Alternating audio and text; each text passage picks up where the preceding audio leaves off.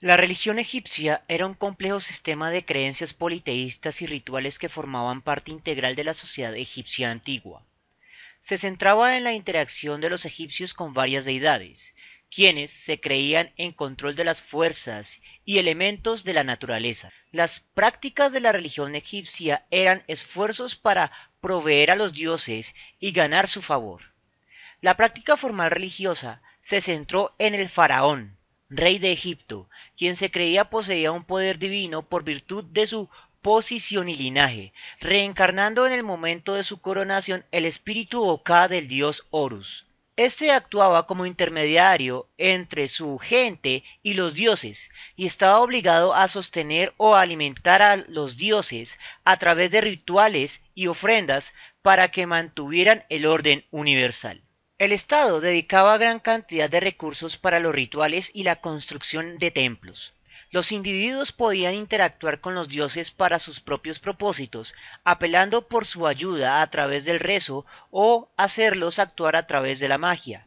Estas prácticas eran distintas, pero cercanamente relacionadas con los rituales e instituciones formales.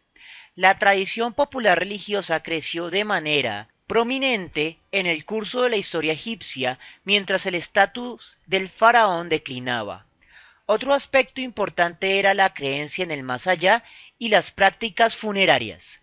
Los egipcios realizaron grandes esfuerzos para asegurar la supervivencia del alma después de la muerte, proveyendo tumbas como las grandes pirámides, ajuares y ofrendas para preservar los cuerpos y espíritus de los fallecidos. La religión tuvo sus raíces en la prehistoria egipcia y duró más de 3000 años, más que nuestra propia religión que tiene alrededor de 2000 años. Los detalles de la creencia religiosa cambiaron con el tiempo, mientras la importancia de dioses particulares ascendía y declinaba y sus intrincadas relaciones cambiaban. Varias veces, ciertos dioses se volvieron preeminentes sobre otros, incluyendo al dios del sol Ra, el dios creador Amón y la diosa madre Isis. Por un breve periodo, en la teología promulgada por el faraón Akenatón, un solo dios, Atón, reemplazó al tradicional panteón politeísta. La mitología y religión del antiguo Egipto dejó atrás muchos escritos y monumentos, junto con influencias significativas sobre culturas antiguas y modernas. Las creencias y rituales ahora etiquetadas como religión del antiguo Egipto fueron integrales con cada aspecto de la cultura egipcia. Su lenguaje no poseyó ningún término correspondiente al concepto moderno europeo de religión. La religión del antiguo Egipto no era una institución monolítica, consistía en un vasto y variado conjunto de creencias y prácticas enlazadas por su enfoque común en la interacción entre el mundo de los humanos y el mundo de lo divino. Las características de los dioses que poblaban el reino divino estaban inexplicablemente relacionadas con el entendimiento egipcio de las propiedades del mundo en el que vivían. Los egipcios creían que los fenómenos de la naturaleza eran fuerzas divinas en sí mismas. Esas fuerzas deificadas incluían los elementos, características animales o fuerzas abstractas. También creían en un panteón de dioses, quienes estaban involucrados en todos los aspectos de la naturaleza y la sociedad humana. Las prácticas religiosas eran esfuerzos para mantener y aplacar estos fenómenos y hacerlos ventajosos para los humanos. Este sistema politeísta era muy complejo, pues se creía que algunas deidades existían en diferentes manifestaciones y algunas tenían múltiples roles mitológicos. A la inversa, muchas fuerzas naturales, como el Sol, estaban asociadas con múltiples deidades. La diversidad del panteón iba desde dioses con roles vitales en el universo hasta deidades menores o demonios con funciones muy limitadas o locales. Podía incluir dioses adoptados de culturas foráneas y a veces incluso seres humanos. Se consideraba a los faraones fallecidos como divinos, siendo estos reencarnaciones del Ka divino del dios Horus, y ocasionalmente distinguidos plebeyos como Imhotep también fueron deificados. Las representaciones de los dioses en el arte no tenían la intención de ser representaciones literales de su apariencia. En el caso de que fueran reales, pues se creía que la verdadera naturaleza de los dioses era misteriosa. En lugar de ello, esas representaciones dieron formas reconocibles a deidades abstractas al usar imágenes simbólicas para indicar el rol de cada dios en la naturaleza. Así, por ejemplo, el dios funerario Anubis era representado como un chacal, una criatura cuyos hábitos carroñeros amenazaban la preservación del cuerpo, en un esfuerzo para contrarrestar esta amenaza y emplearla para su protección. Por lo tanto, el dios Anubis generalmente representado como un dios benigno a pesar de su imagen poco afortunada, especialmente para nosotros desde nuestras culturas modernas. Su piel negra era símbolo del color de la carne momificada y el fértil suelo negro que los egipcios veían como símbolo de la resurrección. Esta iconografía no estaba fija y muchos de los dioses podían ser representados en más de una forma. Muchos dioses eran asociados con regiones particulares de Egipto donde sus cultos eran los más importantes. Sin embargo, estas asociaciones cambiaron con el tiempo, por lo que que un dios se asocie con un lugar no significa que su culto se haya originado ahí. Por lo tanto, el dios Montu era el patrón de la ciudad de Tebas. A lo largo del periodo del Imperio Medio, sin embargo, fue desplazado en ese rol por Amón, quien posteriormente fue sincretizado con el más antiguo dios Ra o con otros dioses extranjeros como Zeus.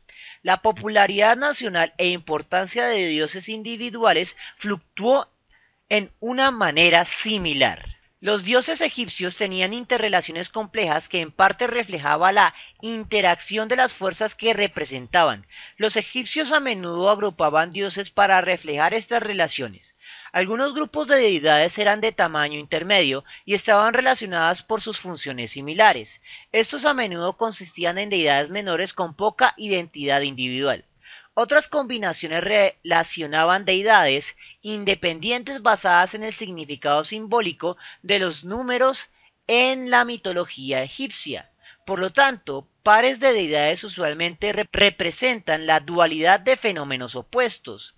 Una de las combinaciones más comunes era la tríada familiar que consistía en un padre, Osiris, una madre, Isis, y un hijo, Horus, quienes eran adorados juntos.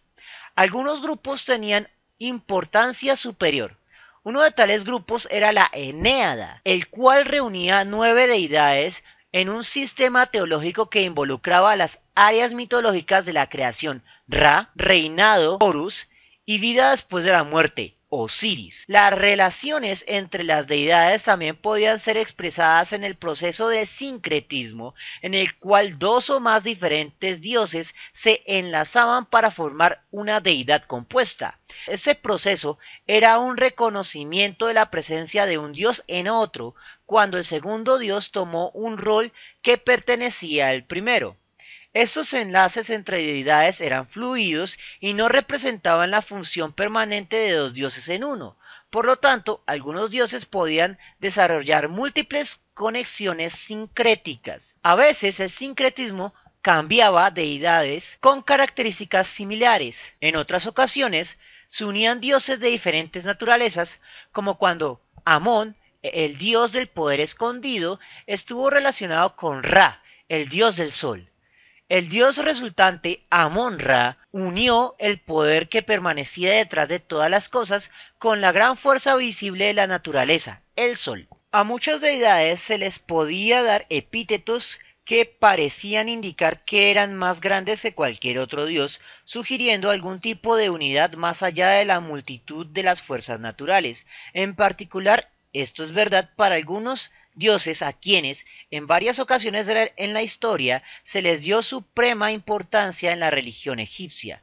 Estos incluyen el patrón real Horus, el dios Sol Ra y la diosa madre Isis. Durante el Imperio Nuevo, desde 1550 a 1070 a.C., Amón mantuvo esta posición.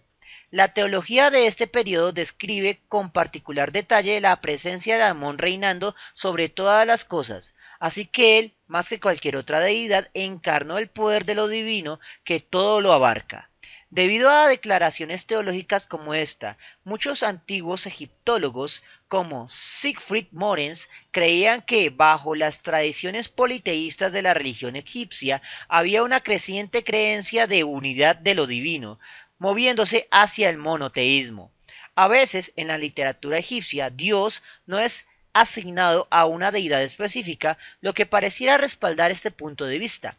Sin embargo, en 1971, Eric Hornung señaló que los tratos a un aparente ser supremo podían ser atribuidos a varios dioses, incluso en periodos donde otros dioses eran preeminentes, y argumentó que las referencias a un dios sin especificar tenían la intención de ser flexibles para cualquier deidad. Por lo tanto, continuó argumentando que mientras algunos individuos habían elegido enoteísticamente a un dios para adorar, la religión egipcia como un todo no tenía noción de un ser divino más allá de la multitud inmediata de deidades.